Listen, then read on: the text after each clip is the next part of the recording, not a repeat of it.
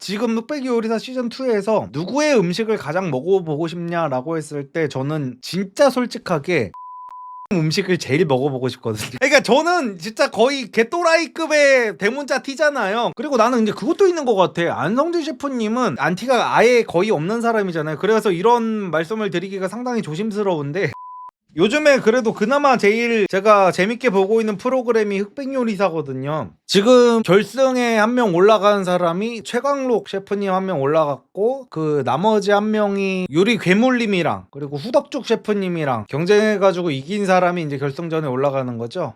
팀전에서 요리 괴물 태도에 대해 어떻게 생각하시나요? 긍정인가요? 부정인가요? 저는 긍정입니다. 그게 요리괴물님이 나는 욕먹는 이유를 모르겠는 게 뭐냐면은요, 저는 이거 진짜 소신 발언하면은 요리괴물님이랑 칼마카세님이랑 그 둘이 스타일이 완전히 달라가지고 사람들 반응이 되게 갈렸었잖아요. 칼마카세님은 팀전을 한다든지 막 이런 거를 할 때 막 사람들이 할 일을 딱딱딱딱딱딱 안 정해주고 그냥 알아서 유연하게 대처해라, 내가 뭐 이런 것까지 정해주냐라고 하면서 아 너네가 알아서 해야지 이걸 뭐 나한테까지 얘기해달라 그래 라는 사람이고, 요리괴물님은 사람들한테 처음부터 끝까지 너는 이거 하고 너는 이거 하고 몇 시부터 몇 분까지 이거 하고 몇 분 내로 이거 하고 이거를 다 정해야 되는 사람이잖아. 저는 그렇게 생각해요. 평소에 일을 잘한다는 소리를 듣는 사람이면요, 요리괴물 스타일의 사람이 옳다고 볼 거고요. 평소에 일을 못한다는 소리를 듣는 사람들이면은 칼마카세님 같은 리더가 좋다고 생각할 거라고 저는 생각합니다. 아니 나는 요리괴물님이 리더를 맡았을 때 정말 완벽한 리더라고 생각했었거든요. 나는 칼마카세님 보면서 아니 저 사람은 단체 생활을 해본 적이 없나, 나는 이런 생각을 했어요. 뭐 어떤 생각까지 했냐면 군대 안 갔다 왔나 라는 생각까지 했거든요. 아니 무슨 자기가 팀장이 되고 뭔가를 했으면은 당연히 사람들한테 임무를 내려주고 그 임무에 대한 책임까지도 내가 끌어안겠다라는 그 마음가짐이 있어야 리더라고 저는 보거든요. 근데 칼마카세님은 알아서 해. 아 이게 뭐야, 그럼 리더가 왜 필요한 거야. 그리고 그게 문제가 없다는 사람들이랑은 저는 일을 하기가 싫어요. 내가 100번 일을 하면 100번 다 요리괴물 같은 사람들이랑 일하고 싶고, 내가 따를 수 있는 어떤 팀장, 따를 수 있는 뭐 대표 이런 사람을 고르라고 하면은 나는 요리괴물 같은 사람을 고르고 싶지, 칼마카세 같은 사람한테, 아니 칼마카세님을 제가 싫어하는 거는 아니에요. 근데 그분의 어떤 그 팀을 운영하는 방식 이런 거는 저하고는 일하는 스타일이 완전히 맞지가 않습니다. 댓글 보면 송은 셰프에 대한 태도 때문이라던데. 근데 저는 저런 것 정도는 그냥 쇼맨십으로 할 수 있다고 봐요. 저런 사람들도 있어야 방송이 재밌어지는 거죠.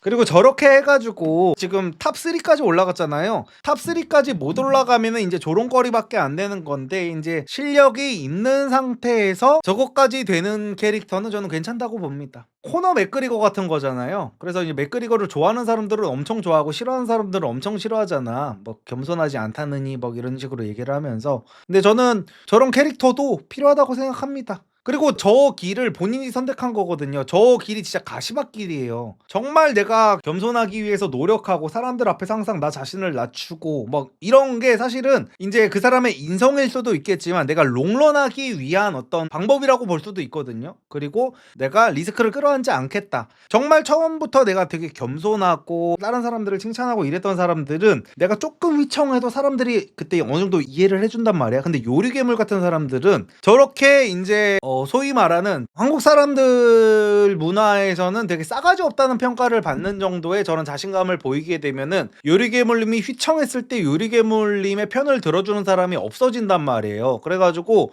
그런 힘든 길을 결국에는 본인이 선택을 한 거여가지고 저는 오히려 그냥 깡따고 좋은 사람이다 그렇게 봤습니다. 뭐 딱히 뭐 좋다 나쁘다 이런 생각도 안 했고, 그래도 저 사람이 있으니까 시청률이 조금이라도 오르지 않았을까, 약간 그런 느낌. 손종원이랑 너무 비교됨, 인성 자체가. 근데 저런 거 갖다가 막 인성까지 논하고 막 이럴 건 아니에요. 그냥 저는 그냥 뜨고 싶었던 것 같아요, 요리 괴물님이. 거기 나가는 셰프들이 다 뜨고 싶어서 나간 거잖아. 예를 들어서 뭐 내평 외톨이였나? 그분도 사실상 지금 내평에서 일 안 한 지 되게 오래됐다고 하시더라고. 내평에서 일했던 거는 사업 초창기 얘기고, 저도 와이프랑 내평 외톨이 그거 보면서 막 울었거든요. 근데 스토리텔링을 굉장히 잘 짜오셨더라고. 그래가지고 결국에는 다 거기 떠보려고 나간 거예요. 다들 제2의 뭐 에드워드 리 약간 이런 거 되려고 이제 나간 거란 말이야.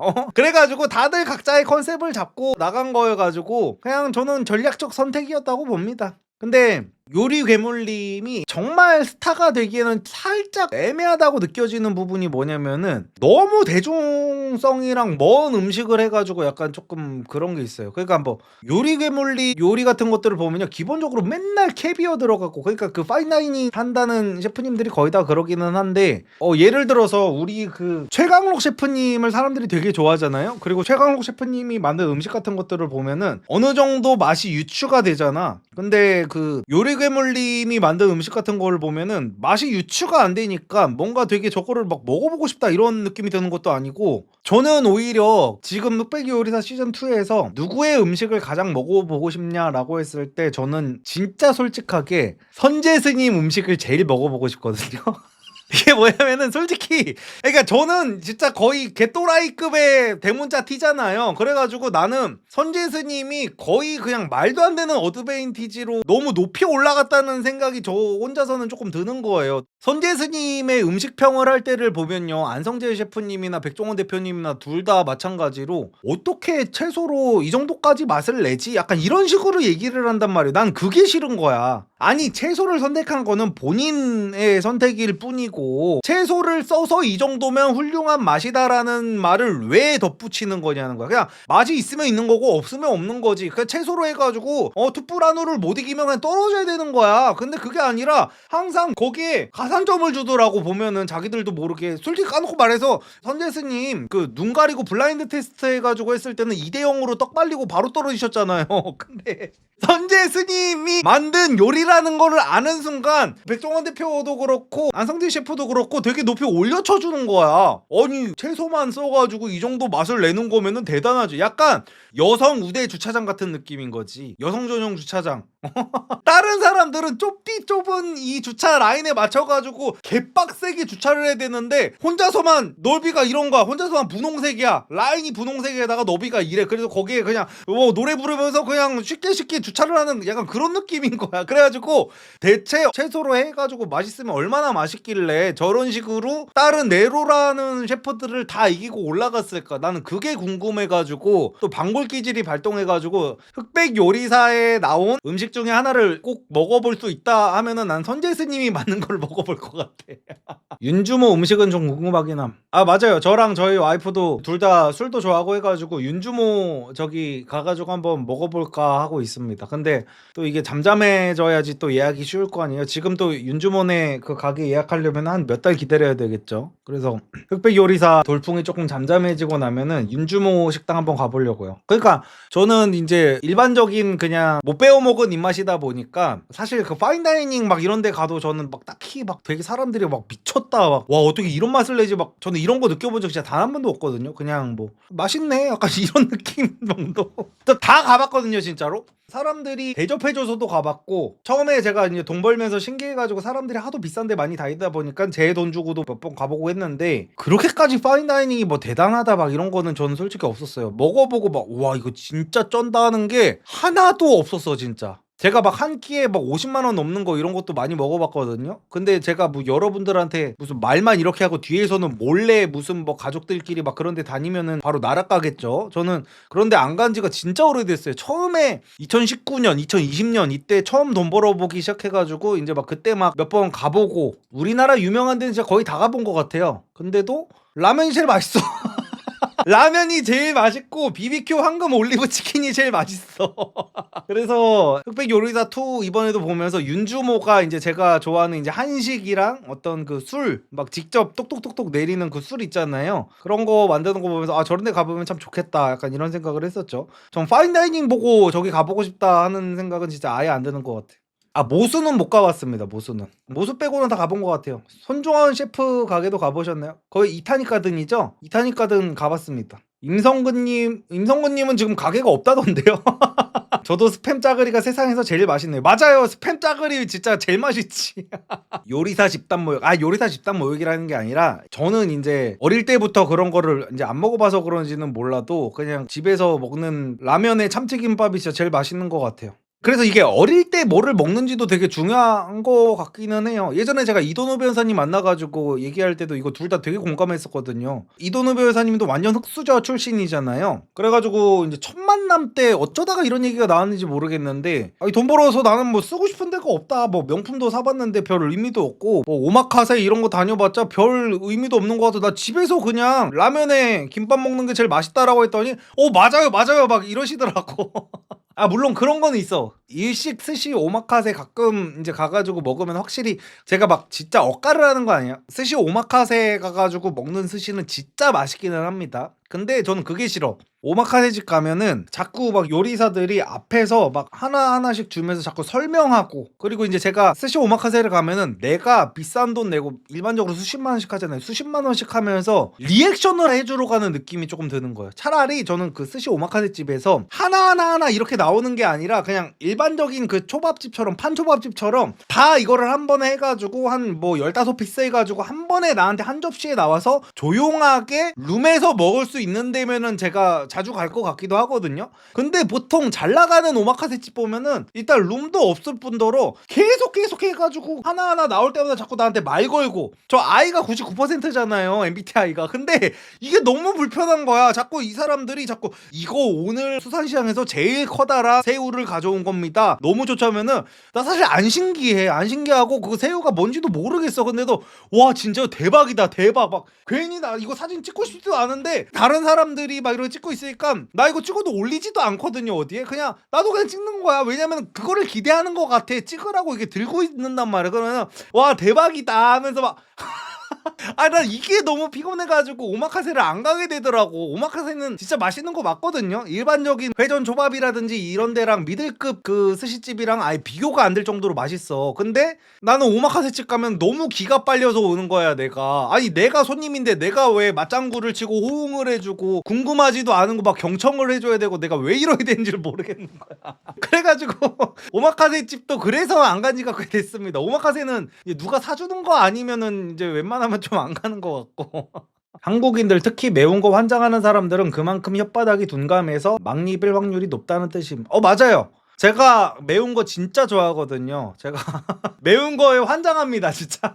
그래가지고 파인다이닝 이런 데 가가지고 그런 디테일한 맛에 그거를 못 느끼는 거예요. 그래서 제가 계속 말하지만 저는 그냥 제 입맛에 안 맞는 것 뿐이에요, 그 파인다이닝이. 왜냐면 저는 그 정도의 가치 높은 음식을 판가름할 수 있는 혀를 못 갖고 있어요. 그래가지고 그 정도 음식은 정말로 그 미세한 음식의 차이까지 느낄 수 있는 사람들이나 제대로 된 맛을 평가하는 거고, 저 같은 사람이 먹는 건 솔직히 이제 돈이 아까운 거죠. 맛을 제대로 모르다 보니까. 그리고 나는 이제 그것도 있는 것 같아. 안성재 셰프님은 안티가 아예 거의 없는 사람이잖아요. 그래서 이런 말씀을 드리기가 상당히 조심스러운데 요리에 대해서만큼은 조금 약간 선민의식 비슷한 게 조금 있는 것 같아요.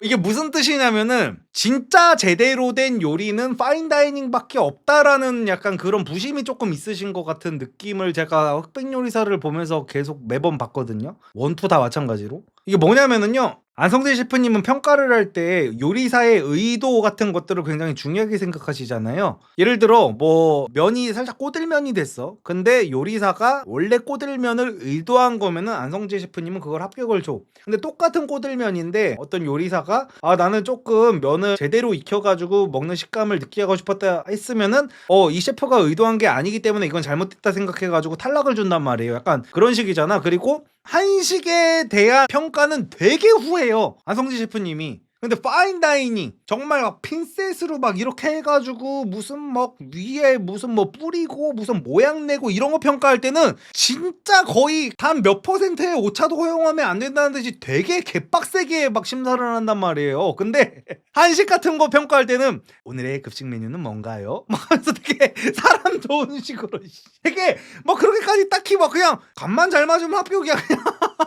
그래가지고 저게 오히려 한식을 더 무시하는 거일 수도 있다, 나는 이렇게 생각하거든요. 다른 음식 무슨 뭐 한식이라든지 뭐 중식이라든지 일식 같은 것보다 내가 하는 파인다이닝이 훨씬 더 거의 끝판왕인 요리다, 약간 이런 무심이 있어가지고 그래 파인다이닝 하는 요리사들은 이 정도까지 빡세게 봐야 되지, 너네는 그럴만한 애들이 하면서 이제 개빡세게 보는 것 같고. 그래서 예전에 우리가 그런 말이 있잖아. 그 여자들이 여성 전용 주차장을 기분 나빠해야 된다고 항상 말하잖아요. 진정한 페미니스트라면은 여성 전용 주차장을 좋아할 게 아니라 기분이 나빠야 돼요. 왜냐면은 저희 와이프도 그러거든요. 어디 백화점이나 그 휴게소 같은 데 가면요, 일부러 저희 와이프는 여성 주차장에 안 돼요. 왜냐면은 이게 자존심이 상한데, 여성 전용 주차장이라는 것 자체가 여자들도 주차를 잘할 수 있는데 왜 저렇게까지 넓게 해놨냐 이거야. 여자들을 아주 그냥 운전 하나도 제대로 못하는 그런 덜 떨어진 사람을 취급을 해놨다는 거야. 우리 와이프가 그렇게 느껴진다는 거야. 물론 그 여성 전용 주차장이 이제 임산부들도 타고 내릴 수 있게 그렇게 넓게 만들어졌다는 얘기도 있습니다. 분명히 그런 목적도 있겠죠. 근데 우리 와이프는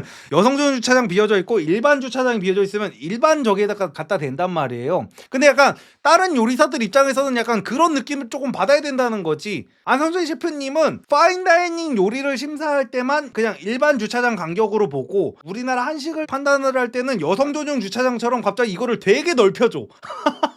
그래가지고 되게 꼬치꼬치 캐묻는 것도 없고 막 약간 이런 느낌이에요. 한식 평가엔 리얼 인본주의 리버럴력 폭발함. 그니까요, 한식에는 자꾸만 어떤 스토리텔링 막 이런 거를 위주로 자꾸 거기에 가산점을 주고 막 이래요. 근데 파인다이닝 셰프가 그랬으면은, 내가 볼 때는 안성진 셰프님 같은 성격이었으면은 내가 왜 그쪽에 사정을 봐줘야 되죠? 요리는 맛과 의도로만 판단해야 됩니다 하면서 정확하게 끊어내셨을 것 같단 말이야. 근데 한식 쪽으로만 오면은 되게 갑자기 되게 후해져. 주차 라인이 점점 넓어져. 요리괴물 65점 준 거 좀 억까겠긴 해요. 그니까요, 요리괴물님한테는 진짜 그게 말도 안 되는, 주차 라인을 1mm도 넘어가면 안 되는 말도 안 되는 그거를 들이대면서 한식하는 사람들한테는 엄청 후회. 한국 프로그램이고 전 세계에 수출되니 한식통과 문턱이 더 낮나 보죠. 뭐 그럴 수도 있는데 저는 그게 안성재 셰프님의 그 성격하고는 조금 맞지 않다고 봅니다. 안성재 셰프님은 아무리 유명한 셰프, 아무리 유명한 누군가가 와도 자기가 아니다 싶으면 싹 다 떨어뜨리잖아요. 근데 한식에만 오면은 그렇게 되는 게 이제 좀 불공정한 느낌이 든다는 거죠. 선재스님 같은 경우도 그렇고, 선재스님이 솔직히 채소로 아무리 맛있게 해봐야 무슨 그 고기 육수 내고 막 이런 거 어쩌고저쩌고 한 거를 어떻게 이겨요? 그러면 진짜 요리의 신이지. 그래가지고 나는 선재스님 요리가 좀 궁금한 것 같아요. 그래가지고 선재스님을 상대하는 셰프님들도 상당히 티는 안 내셨겠지만 되게 짜증나셨을 것 같기는 해요. 왜냐면은 이거는 사실 이겨도 본전인 게임이거든요. 그러니까 뭐든지요, 이겨도 본전인 싸움은 저는 안 하는 주의거든요. 그러니까 예를 들어서 제가 뭐 그런 프로그램에 나갔어. 그러면 프로그램에 나갔으면은 내가 꼭 이길 것 같아서 뽑는 게 아니라 저는 지더라도 명예롭게 지는 쪽을 선택을 할 것 같거든요. 왜냐면은 내가 경력으로든지 뭘로 보든지 어떤 거를 보든지 간에 얘는 당연히 이겨야 되는 사람이야, 이러면은 오히려 부담이 더 막중해진단 말이에요. 근데 선재스님 같은 경우에는 일단 고기를 안 쓰잖아요. 육류를 아예 안 쓰시잖아. 근데 일반적인 요리사들은 고기를 다 쓸 수 있잖아. 그 치킨 스톡 뭐 이런 거 다 써도 되잖아요. 근데 이거를 쓰기도 애매하고 안 쓰기도 애매한 거야. 선재스님은 정말로 간장, 소금, 뭐 당근 채 썰기, 오이 채 썰기 이런 우엉조림 이런 것만 하고 있는 사람인데, 내가 거기에 가지고 막 당 육수 막 오지게 내고 사골 육수 오지게 내가지고 해서 지면 되는 거란 말이야 이거. 그렇다고 내가 선재스님을 따라가서 나도 고기를 아예 안 써, 생선도 안 써, 그리고 채소만으로 따라가기에는 너무 기울어진 운동장이라는 거지. 선재스님은 평생 동안 채소만을 가지고 요리를 했었던 사람이고 나는 채소만으로 요리를 해본 적이 없어. 근데 이 상태에서 이 사람이랑 하려면 내가 고기를 쓰는 게 맞는 건지 안 쓰는 게 맞는 건지 이게 되게 난감할 것 같아요. 그래서 그 뉴욕에서 곰탕 하시는 분은 그래서 거기서 선택을, 자기도 고기를 안 쓰는 방향으로, 그 사람은 고기 육수를 내서 장사를 하는 사람인데도 고기를 안 쓰고 채소로 해가지고 블라인드 테스트를 하니까 블라인드 테스트로 선재스님을 이겨버렸잖아. 그래서 나는 선재스님의 음식을 먹어보고 싶어. 파인다이닝, 미슐랭 전부 다녀본 입장에서 채소 요리는 맛이 다 예상이 가지 않나요? 어떻게 요리해도 60파 입맛에는 안 맞음. 아니 그거는 있었을까? 맞아, 그 생각은 제가 했어요.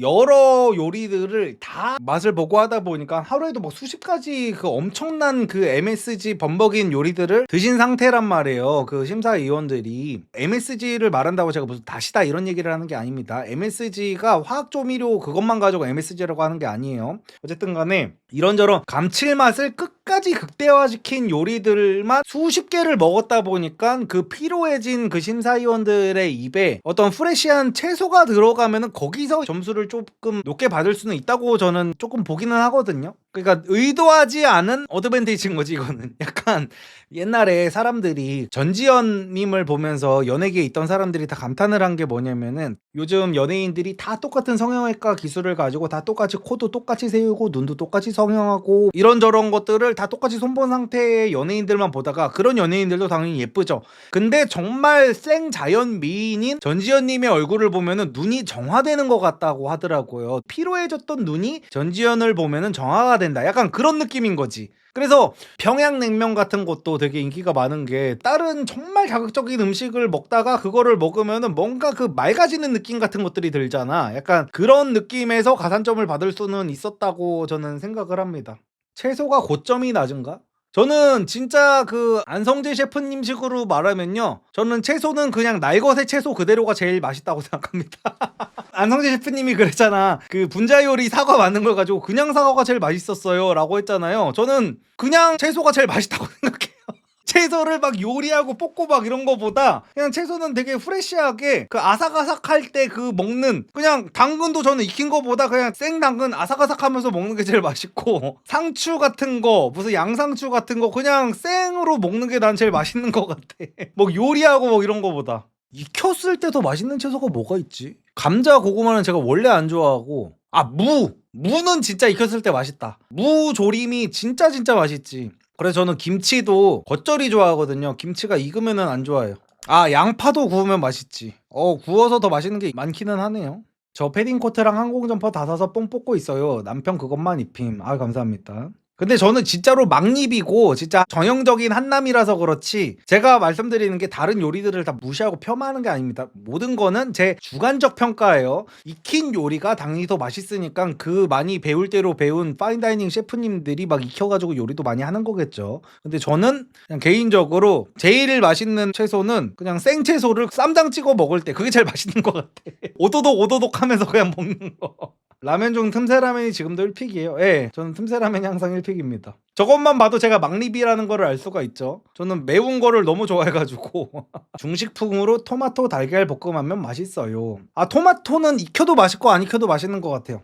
리섬님 신라면 레드 고고. 나 원래 틈새 라면 1픽이었는데 바로 바뀜. 신라면 레드 먹어봤습니다. 저는 그냥 틈새가 더 맛있는 것 같아요. 아니다, 신라면 레드 먹을 때는 막 굴도 넣고 막 그래가지고 본연의 맛을 못 느끼기는 했어요. 얼마 전에 친구네 집에 놀러 갔다가 친구가 이제 뭐 굴 요리를 한다고 해가지고 놀러 갔었는데, 굴 넣어서 이제 라면도 해먹게 라면 좀 사와라 하길래 마트 갔는데 신라면 레드가 나와 있길래 이제 사갔는데, 거기에 이제 걔가 굴이랑 뭐 이것저것 넣어가지고 그 본연의 맛을 못 보기는 했네요. 다시 한번 사 먹어봐야겠다.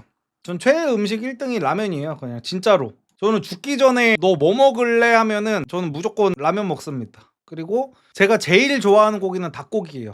제가 이거 그 음식 취향 얘기 나올 때마다 매번 드리는 말씀인데, 사람이 그래서 진짜 내 취향을 알려면은 결핍이 조금 없어지는 게 되게 필요하거든요. 저도 옛날에 막 20대 때 이럴 때는요, 누가 밥 사달라 그러면 무조건 소고기 먹고 싶었고 막 이랬거든요. 왜냐면 내 돈으로는 소고기를 못 먹으니까 어떤 무슨 회식 같은 거 할 때 막 이럴 때 소고기 먹으러 가면 너무너무 좋았거든요. 웬만하면은 내가 공짜로 먹을 수 있을 때면 소고기를 먹는 게 좋잖아. 근데 지금은 제가 오히려 이제 소고기를 부담 없이 먹을 수 있을 때가 되니까 이제서야 알았어. 닭고기가 진짜 맛있는 음식이었구나. 그래서 저는 지금은 맛있는 순서로 치면은 닭고기가 1픽이고 양고기가 2픽, 돼지가 3픽, 소고기가 맨 마지막이에요. 그래가지고 결국에는 내가 지금 소고기를 되게 먹고 싶은 게 정말 비싸서 내가 평소에 비싼 거를 못 먹으니까 소고기가 되게 맛있다고 느껴지는 건지, 아니면 진짜 소고기가 제일 맛있는 건지를 조금 냉정하게 볼 필요가 있는 것 같아. 물론 소고기 좋아하시는 분들이 무슨 뭐 비싸가지고 그냥 소고기를 좋아하는 거다라고 하는 게 아닙니다. 그냥 취향이 있다는 거예요. 맛이 다. 닭고기가 제일 무조건 맛있는 고기다라고 하는 게 아니에요. 제 입맛에는 그냥 닭고기가 제일 맛있다는 거예요. 그래가지고 예전에 그 제가 사유리 누님 만났을 때도 사유리 누님한테 제일 좋아하는 음식이 뭐냐고 물어봤더니 사유리 누님도 닭 한 마리를 제일 좋아하신다고 하더라고요. 그래가지고 이분이랑 나랑 그 입맛이 조금 맞는구나. 그래가지고 그 생각이 조금 나네요.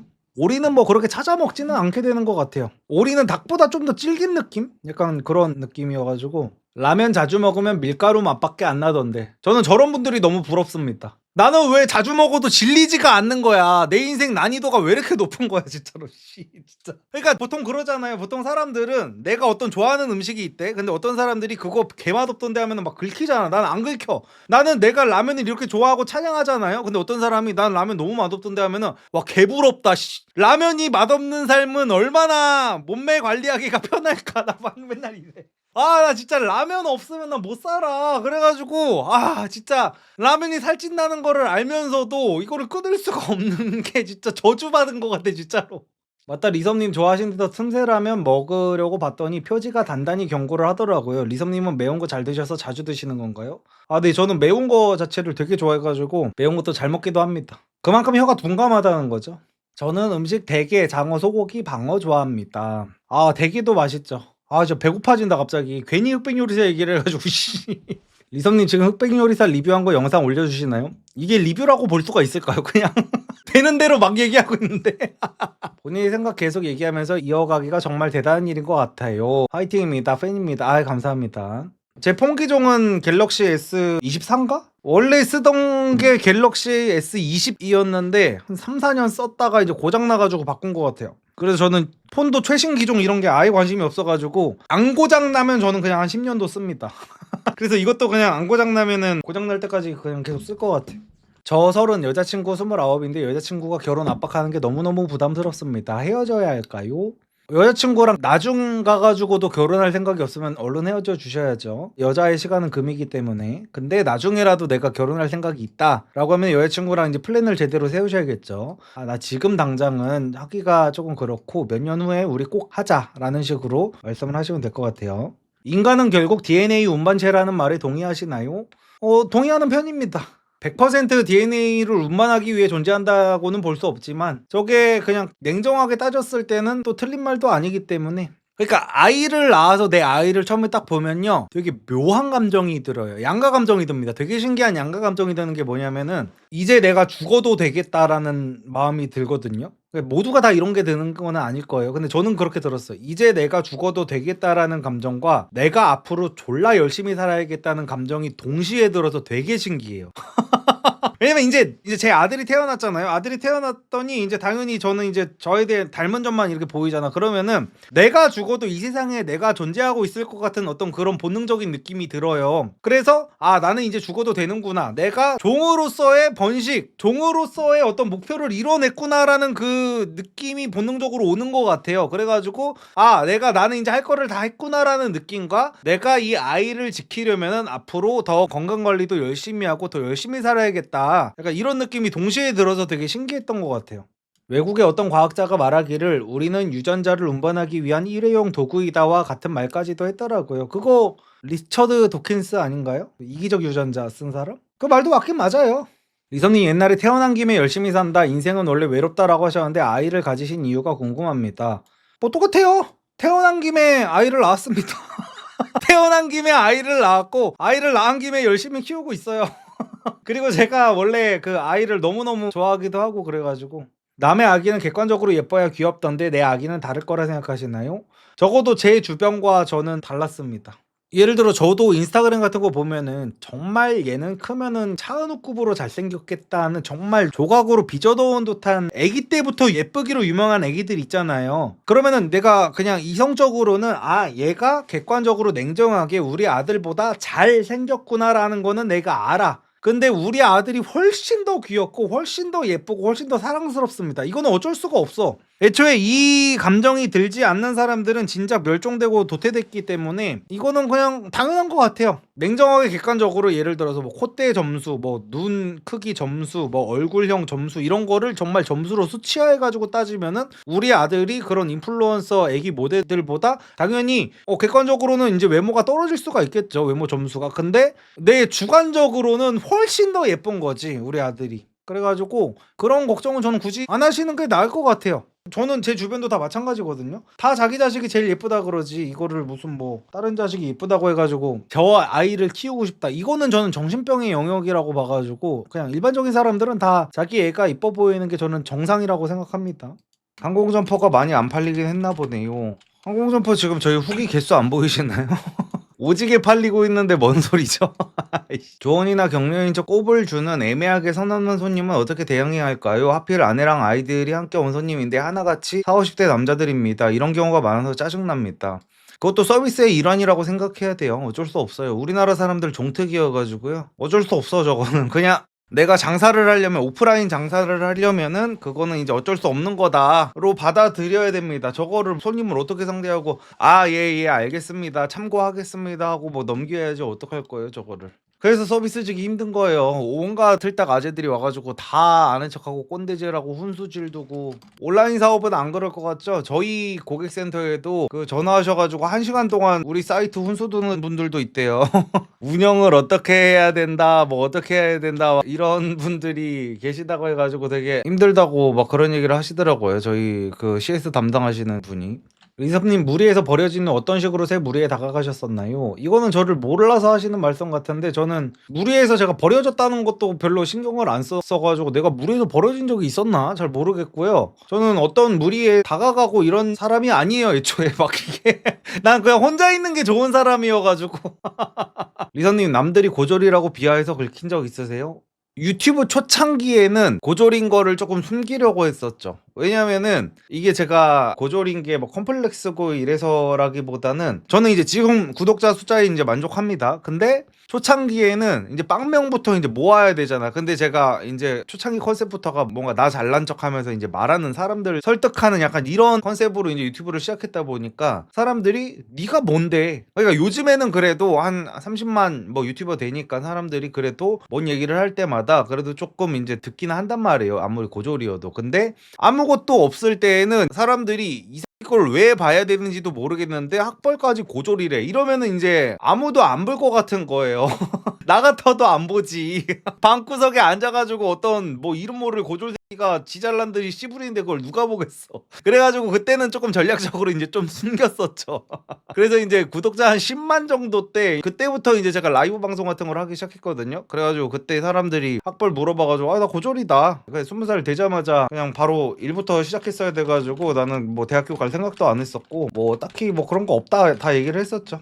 리성님, 남자 키 170에 패딩 코트 1사이즈 입어도 될까요? 0사이즈 사고 싶었는데 아쉬운 대로 1사이즈라도 사려고요. 그나저나 항공 점퍼랑 후드 집업 예술이네요. 감사합니다. 휴학한 김에 연애 강의랑 같이 구매했어요. 아유 감사합니다. 1사이즈 입으셔도 돼요. 170이시면은. 저희 와이프도 패딩 코트 잘 입고 다닙니다. 저희 와이프가 키가 169 정도 되는데 여자가 입어도 예쁘더라고요. 저희 와이프랑 커플로 입고 다니는 거 인스타에는 많이 올리고 있는데 리성님, 주위에 성공한 사람들 학벌 분포가 어떻게 되나요?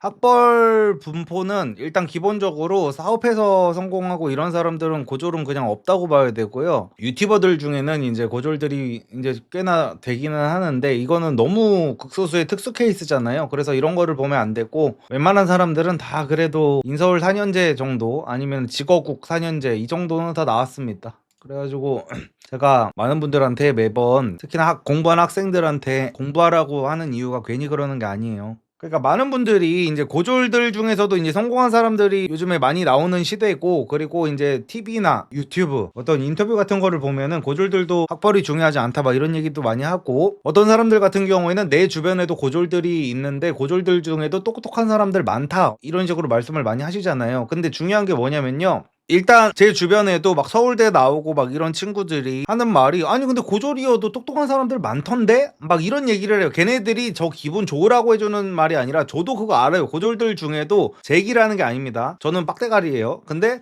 되게 똑똑한 사람들 많아요. 근데 중요한 거는 뭐냐면은 서울대생이랑 고졸 사이의 지능 차이보다요, 같은 고졸 간의 지능 차이가 훨씬 더 큰 경우가 많습니다.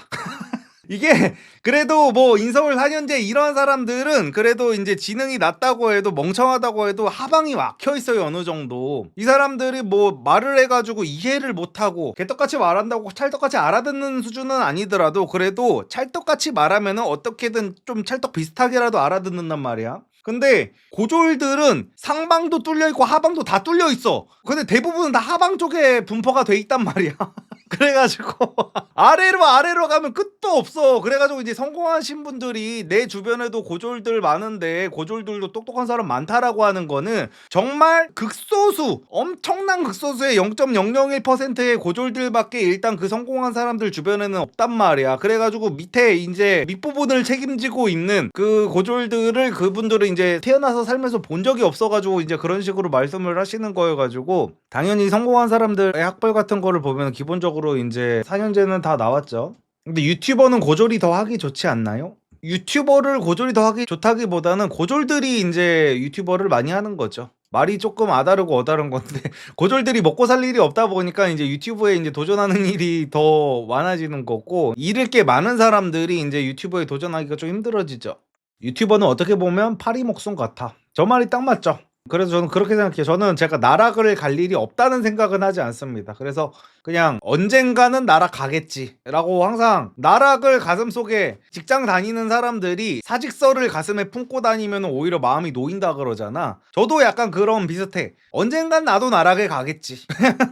저는 항상 내가 어떤 예외 케이스가 될 거라고 생각은 별로 안 하는 주의거든요. 그래가지고 거의 대부분의 저처럼 이제 나 잘났다고 떠들어대는 이제 유튜버들은 이제 나락을 가게 돼 있거든요. 그래서 이제 그게 언제 오느냐의 차이지 나도 이제 나락을 가면은 어떻게 살아야 될 것인가 그런 것들을 이제 조금 뭐 쉬면서 이제 생각도 하고 막 그렇게 하고 있어요. 그래가지고 나락 가도 늘 나락 아닌 평소처럼 우리에게 말씀 들려주세요. 알겠습니다. 근데 사실 지금 나락이기는 해요 제가. 왜냐면은 이제 최근 들어서 저를 구독하신 분들은 뭐 제가 원래 뭐 이렇게 조회수가 이 정도 나오는 유튜버라고 생각할 수 있는데 저도 잘 나가던 때가 있었습니다. 내가 왕년에 충 나오는 게 아니라 그냥 사실을 말씀드리는 거예요. 지금 제가 요즘에 이제 나는 솔로 리뷰 막 2시간 동안 똥꼬쇼 해야 무슨 지금 막 조회수 5만 달이 나오고 막 이러잖아요. 옛날에는 그냥 숨 쉬는 것만 올려도 조회수 막 50만씩 나오고 했었을 때가 저도 있었습니다. 이제 보통 막 2019년도 이때 저를 보셨던 분들은 이제 저한테 와가지고 이제 가끔 제가 알고리즘에 뜨나봐요. 와가지고 리섭 이 새끼 개처망했네 크크 하면서 막 댓글 다 달고 조롱한단 말이에요. 그래가지고 어떻게 보면 그냥 지금이 나락이긴 해 이미. 리섭님 그냥 궁금한 건데 리섭님은 과거 10대 20대 시절에 관종기 많았던 적 있나요? 아니면 예전부터 지금처럼 본인 칭찬하는 것도 못 듣는 성격이었나요? 한 10대 20대 때는 조금 관종기가 있었던 것 같기도 해요. 왜냐면 그때 한창 싸이월드 나오고 막 이랬을 때거든요. 지금 뭐 20대 친구들은 싸이월드가 뭔지도 모르겠지만 이제 우리나라 SNS의 시초가 된 플랫폼이었어요. 싸이월드라는 게. 그래가지고 그 싸이월드가 진짜 잔인했던 시스템이 뭐였냐면 투데이라는 게 있었어요. 오늘 내 미니 홈페이지에 사람들이 몇 명이 방문했는지를 내 주변 사람들이 다 알게 되는 거야. 근데 이게 제가 한 고등학교 1학년 때쯤인가 나왔거든요. 중3에서 고1 넘어갈 때 나왔나 뭐 이랬었는데 나이도 제가 어리고 이제 자존감도 낮다 보니까 내 친구들은 뭐 잘 나가는 친구들은 그 당시에 막 하루에 막 싸이월드 그 투데이가 끼케야 근데 그래봐야 일반이니까 뭐 많이 나오는 애들이 막 100 정도 나오고 막 이랬었단 말이야. 근데 저는 막 만들고 나니까 뭐 10도 안 돼 투데이가. 그러니까 이게 미치겠는 거야. 그러니까 요즘으로 치면은 인스타 팔로워 수 같은 거죠. 요즘 친구들은 그래가지고 인스타 팔로워를 무슨 뭐 동남아 계정 이런 걸로 해가지고 이제 사고 막 이런 것들이 있다 그러더라고요. 근데 예전에 이제 싸이월드 했던 분들은 알 거야. 내 싸이월드 가가지고 로그아웃을 하면은 자동으로 좀 올라가는 게 있거든요. 이게 내 싸이월드를 가서 로그인, 로그아웃을 반복을 이렇게 하잖아요. 그러면은 1, 2, 3, 4 이렇게 올라가 투데이가. 그래가지고 어릴 때 막 그런 식으로 해가지고 조금 귀엽게 투데이 막 한 10 정도 막 이렇게 올렸던 적이 있었죠. 그게 내 인생 최대의 관용짓이었던 것 같아. 그리고 이제 친구들이 최대한 내 미니홈피에 놀러 올 수 있도록 일촌평 같은 것도 남기고 친구들이 사진 올리면은 가가지고 댓글 달아주고. 왜냐면은 얘네한테 댓글을 달아야 얘네들도 나한테 댓글을 달아주니까. 약간 그런 느낌.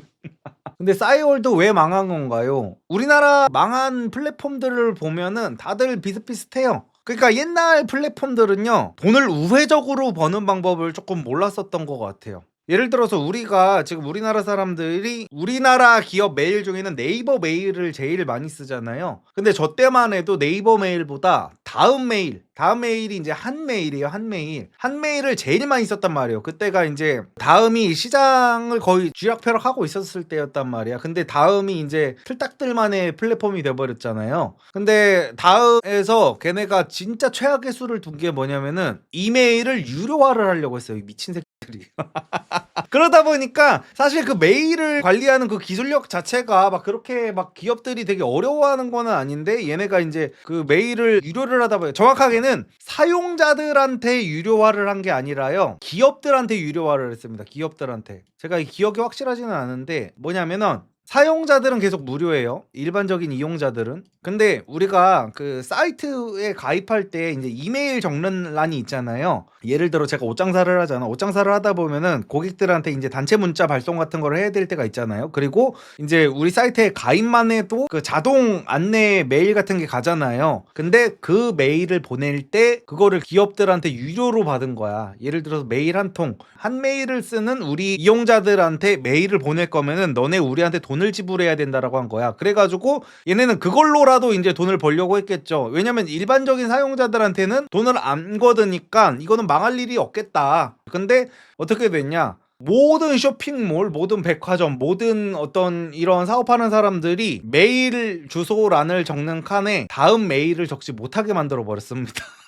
그래가지고 사람들이 진짜 거의 기하급수적으로 다음 메일을 안 쓰게 됐어. 그래가지고 부랴부랴 다음에서 이제 X됐다 싶어가지고 그 유료 정책을 없애버렸는데, 그래도 빠져나간 사람들을 다시 돌이킬 수는 없더라고. 그때 이제 마침 딱 타이밍이 맞게 네이버 지식인 막 이런 게 나왔을 타이밍이란 말이에요. 그래가지고 사람들이 막 네이버로 갈아타고 이렇게 돼가지고 이제 돌이킬 수 없게 망해버렸는데, 싸이월드도 마찬가지야. 그리고 유튜버들이나 막 이런 사람들이 결국엔 다 마찬가지거든요. 이게 내가 이제 사람들을 모으는 데는 성공했어. 제가 맨날 하는 말이 그거잖아. 요즘 시대는 일단 고객을 모아 놓은 다음에 이 고객들한테 필요한 거를 팔면은 먹고 사는 데에 지장이 없는 사회다라고 제가 말씀을 드리잖아요. 그래가지고 팔로워 막 10만 명 이런 것도 필요 없어. 100만 명 진짜 말도 안 되고 딱 1만 명만 모으잖아요. 그러면 내가 평생 먹고 살 수 있어. 이 사람들의 니즈를 파악해서 이 사람들한테 필요한 것만 판매를 한다면은. 근데 옛날 우리나라 초창기 온라인 기업들이 그거를 잘 못했던 것 같아요. 싸이월드도 그때 무슨 미니홈피 꾸미기 어쩌고 저쩌고 막 BGM 유료로 사야 되고 막 하면서 유료 서비스를 너무 많이 늘리는 거예요. 예를 들어 페북 같은 경우에는 광고 배너 같은 거를 올리면서 그걸로 우회적으로 돈을 벌잖아. 근데 옛날에 우리나라 그 기업들 같은 경우에는 사용자들, 일반 이용자들한테서 이제 돈을 뽑아내려고 막 하다 보니까 그 페이스북이나 인스타그램 같은 게 나오고 나서 이제 망해버린 거거든요. 페북, 인스타는 그 일반적인 사람들이 이제 돈 내고 써야 되는 서비스가 아예 없잖아요. 그렇다 보니까 그 싸이월드 DB가 진짜 아깝죠. 그래가지고 싸이월드 그 망한 사람들이 몇 년 동안이나 그 DB 유지하는데 비용도 엄청나게 많이 든대요. 거의 우리나라 사람들 전체 그 데이터베이스가 다 들어있는 거잖아, 거기에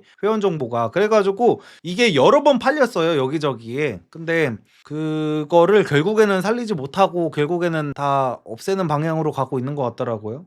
리섭님 옷 잘 입고 있어요. 옷핏을 보는 눈이 바뀌어서 이전 옷들 정리하느라 바쁘네요. 아유, 감사합니다. 안녕하세요. 모쏠 시절 리섭님 강의 보고 연애는 어느 정도 하게 되었는데 이상형을 만나기엔 쉽지 않더라고요. 제가 할 수 있는 노력은 다 한 것 같은데 이상형을 만나면 여유가 생기지 않아서 차이네요. 조언 부탁드려요. 질문에 답이 있잖아요. 제가 강의에서도 맨날 말하고 유튜브에서도 맨날 말하는 게 뭐예요? 이상형을 만나면 안 되는 이유는 결국에는 영향을 받아서라고 그러잖아요. 그러니까 내가 못생긴 여자, 나보다 스스로 좀 못났다고 생각하는 여자를 만날 때의 바이브와 내가 이 여자 아니면 안 돼, 이 여자는 나를 만나면은 손해일 것 같아, 내가 이 여자라면 나 말고 더 잘난 남자를 만날 것 같아 라는 그런 생각이 드는 순간 그 바이브가 깨지고 그게 여자한테도 이제 영향이 무조건 간다니까요. 그래서 그 부분을 고쳐야 돼요. 예를 들어 내가 내 이상형 수준만 아니면 다른 여자들은 꼬시던데 이제 별로 무리가 없게 됐어. 그러면은 능력적인 면, 어떤 여자와의 의사소통, 여자를 대하는 법에서는 이제 더 이상 크게 장족의 발전 이런 게 없어도 돼. 결국에는 그때부터는 이제 마인드 싸움이거든요. 멘탈 관리를 내가 어떻게 하느냐? 그래가지고 질문 속에 이상형을 만나면 여유가 생기지 않는다고 답을 본인이 말씀을 하셨잖아요. 그래가지고 다른 여자들한테도 다 차이고 이상형까지 만나려고 하는 거면 당연히 문제가 있겠지만 다른 여자들은 만날 수 있는데 이상형만 못 만난다 싶으면은 그냥 다른 여자들이랑 만날 때랑 이상형을 만날 때의 본인의 어떤 표정이라든지 몸짓, 제스처, 비언어 이런 것들이 다 달라져 있는 거예요 지금. 그래가지고 그거를 내가 마인드 세팅을 해가지고 극복을 하시려고 노력을 해야 됩니다. 연애 방법에 있어서는 더 이상 손댈 게 없을 거예요 아마. 리선님 연애 강의 수강생입니다. 솔직히 처음 완강하고 여자 만날 때는 실패 많이 했으나 정말 리선님 말 곱씹고 하니까 성공률이 엄청 높아졌습니다. 남자는 외모가 진짜 안 중요한 게 맞네요. 아이고 축하드립니다. 리선님이 외모 중요하다고 강의에서 수차례 말씀하셨는데, 그러니까 모든 말은 이제 맥락을 봐야 되죠. 이제 저는 이제 강의에서 남자들이 이제 깔끔하게만 하고 다녀라. 그 정도 외모 관리는 이제 중요하다라는 식으로 이제 최소한 이 정도는 해야 된다를 말씀드렸던 거고, 이제 저분도 이제 그 얘기를 하시는 거죠. 남자들은 그냥 기본적으로 생긴 것 자체가 존잘이어야 된다고 생각하는 남성분들이 많잖아요. 여자가 진짜 찐사랑에 빠지려면은. 근데 그런 게 아니었다는 걸 이제 알게 되셨다는 말씀을 하시는 거죠, 뭐. 리선님 연애 강의 만들어주신 것도 감사한데요. 한남피플 만들어주신 것에 감사한 경험이 있었어요. 저보다 돈 많이 벌고 명품 잘 사는 친구부터 주변 어른들이 아이돌 지망생처럼 옷 잘 입는다 해주니 정말 행복합니다. 제가 봐도 명품 덕지덕지 또래보다 한남피플이랑 연애 강의 조합이 사기입니다. 아유 감사합니다. 리선님 연애 강의는 특별한 일 있지 않는 이상 안 내리실 예정인가요? 강의가 개사기로 좋은데 나만 알고 싶어서요. 네, 특별한 일 없는 이상은 계속 팔겠죠. 저도 먹고 살아야 되니까.